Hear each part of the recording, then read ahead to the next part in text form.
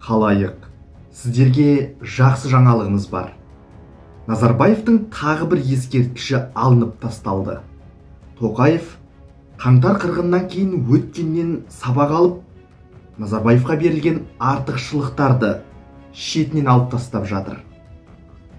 Жақында ғана Назарбаевтың қорғаныс министрлігі алдында орнатылған тағы бір ескерткіші алынып тасталды.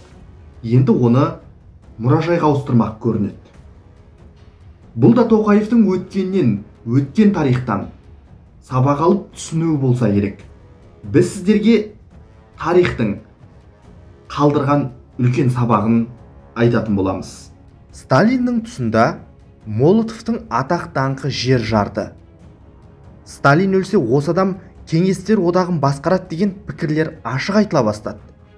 Оның атына көше түгел ауылдар, колхоз, совхоздар, шағын бекеттер, тағы не керек бәрін атады.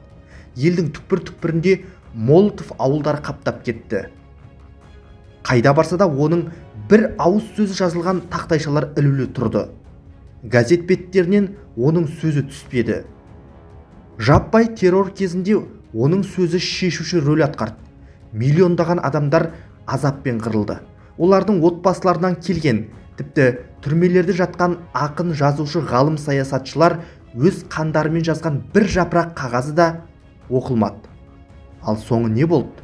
Сталин өлмей жатып, ол биліктен шеттетіле бастады.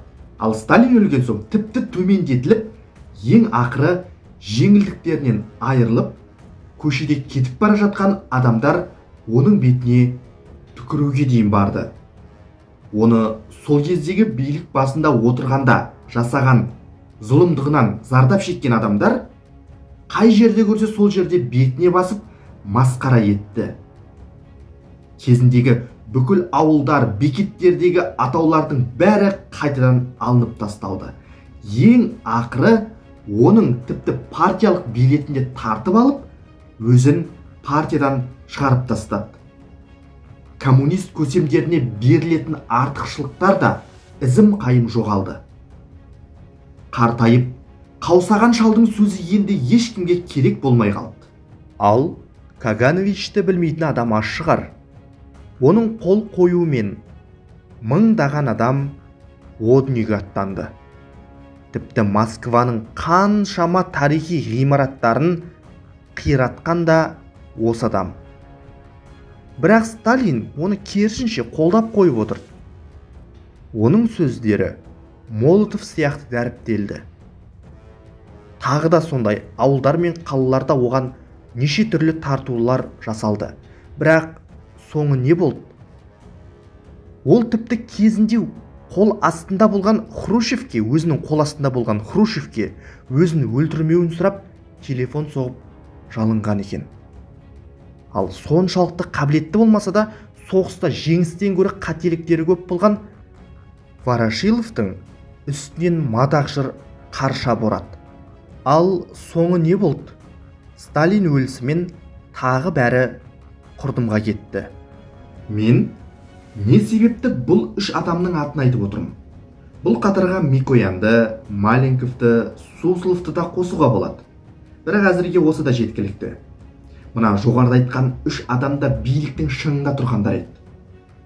Алайда өмірлерінің соңында бүкіл берілген атақ даңқынан, артықшылығынан және кезінде олардың атына берілген қыстау, совхоз, колхоз атаулардан түгел айырылды, яғни есімдерін алып тастады. Ал өздері өмірлерінің соңын әрқалай аяқтады. Міне сол сияқты біз кезінде бір ғана Назарбаевтың есімімен тұтас мемлекеттің астанасын атадық. Бірақ ол кезде халықтың пікірі мүлде басқа болды. Бұл ойлантарлық жағдай. Әрине, Назарбаев өзін Вашингтонмен, не болмаса Хошиминмен салыстыратын болар. Алайда мына екі адам да Вашингтонда, Хошиминде тәуелсіздік үшін, тәуелсіздікті алу жолында қан төгіп елін азаттық жолына бастаған адамдар болатын. Яғни Назарбаев сияқты билікке келе салған жоқ. Вашингтонның есімін Америкадағы сенатта отырған 5-6 адам қабылдай салған жоқ дауыс беріп. Бұл қарапайым американдықтардың жүрек қалауы болды, және мұны әлі күнге дейін америкалықтар мақтан тұтады. Егер расында да ол қате тарих болса, Вашингтон өле салысымен оның атын, мысалы Сталин, Ленин, не болмаса оның мына ізбасарлары Молотов, Каганевич секілді өзгертіп тастар еді ғой. Қазір Ленинград деген қала бар ма? Әлде Петербург қаласы бар ма? Ал Сталинград қаласы қайда кетті? Ал Вашингтон қаласы жүздеген жылдар бойы өзгеріссіз әлі тұр. Демек, бұл халықтың таңдауы. Қаңтар қырғынына дейін қала мен ондаған көшелердің атауын бір адамның есімімен атап, бұл құбылыс бүкіл мемлекеттің астанасын халықпен ақылдаспай Нұр-Сұлтан деп өзгертуге дейін жетті. Еліміздегі облыс орталықтарындағы ең басты көшені де Назарбаев деп атадық. Өлмеген көзі тірі адамға ескерткіш орнаттық. Ғимараттардың атауын да осы Назарбаевқа бердік. Толып жатқан кабинеттер де осы адамның атында. Тағы не айтуға болады? Қуантарлық жағдай, қазір Тоқаев мұның барлығын өзгертіп жатыр. Енді қараңызшы, тәуелсіздікте дүниеге келген мына біз сияқты жас ұрпақ, яғни жастар, коммунизмнің сәулесін көріп, социализмнің иісі мұрнына барған жоқ делік. Яғни біз коммунизм дәуірін, социализм дәуірін түсіне алмаспыз. Ал Назарбаев ше? Назарбаев осы былыққа батқан Кеңес одағының қалай құлағанын көрді емес пе? Миллиондаған халықты қолында ұстаған компартияның қалай тас талқаны шыққанын өз көзімен көрді емес пе? Сол саяси процестердің ішінде өзі де жүрді емес пе? Жалпы Нұрекең тарихты да жақсы біледі, бірақ не себепті мұндай қадамға барды?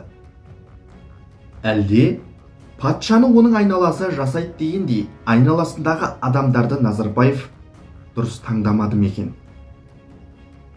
Назарбаев кезінде Сталиннен кейін екінші адам болған Молотовты, ең жақын серігі болған Каганевичті, Микоян, Ворошиловтың өмірімен жақсы таныс болар, бірақ не себепті осындай қадамға барды?